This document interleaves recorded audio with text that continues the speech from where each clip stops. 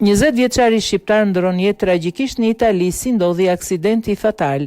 Një aksident tragjik ka ndodhur në Itali ditën e sotme ku raportohet se e ka humbur jetën fatkeqësisht një iri shqiptar. Viktima është identifikuar si Claudio Gjoka, 20 vjeç, banues në vendin Fqinj. Ngjarja ndodhi në autostradën Saluzzo Barge pranë Abacia Stafarda. Shkaku bë një përplasje dhunshme midis një kamioni dhe një veture Audi. Shkaku bë një përplasje dhunshme midis një kamioni dhe një veture Audi me përfundimin tragjik për të riun shqiptar me banim në Saluzzo.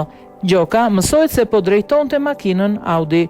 Fatkeqësisht, ai pësoi më shumë nga përplasja e dhunshme ballë për ballë. Përpjekjet e shpëtimit dhe mjekët ishin të pasuksesshëm. Zjarfikësit e Saluzzos, të cilët ju deshën të nxirrnin djalin, karabinierët dhe shërbimet e urgjencës shëndetësore ishin në vendngjarje. Rruga u mbyll për disa orë për shkak të kaosit që shkaktoi në rrugë përplasja dhe u hap më pas.